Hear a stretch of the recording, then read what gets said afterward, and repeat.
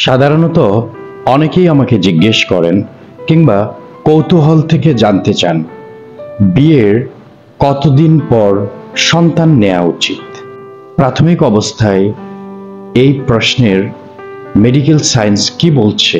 প্রথমত, সন্তান হওয়া কিংবা না হওয়া, সন্তান নেয়া কিংবা না নেয়া, পুরো বিষয়টি সৃষ্টিকর্তার উপরে নির্ভর করে। সৃষ্টিকর্তার প্রতি পূর্ণ আস্থা রেখে সন্তান আপনারা নিতে পারবেন। এটা ইউনিভার্সাল ট্রুথ, আর এটা মনে প্রাণে বিশ্বাস করতে হবে।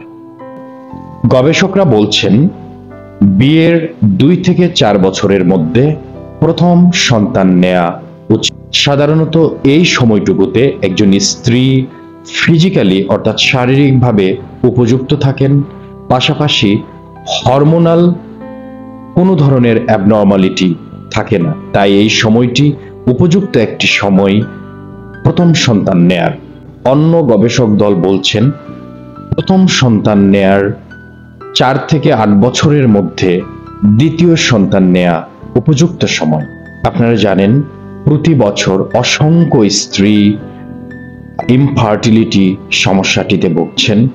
এর কারণ হচ্ছে আমাদের প্রপার গাইডলাইনের অভাব রয়েছে। তাছাড়া আমরা যে ডেইলি খাবার মেনটেন করি বা খাই সেটা অবশ্যই ব্যালেন্স ডায়েট হচ্ছে না। এই হরমোনাল ইমব্যালেন্স লক্ষ্য করা যাচ্ছে।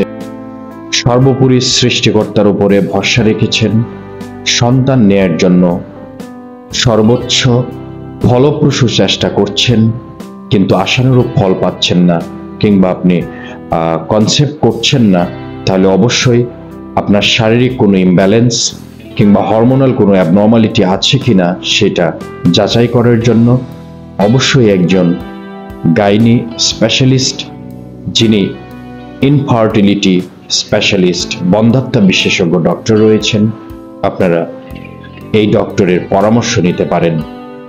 ইনশাল্লাহ ফলাফল ভালো হবে। ধন্যবাদ সবাইকে।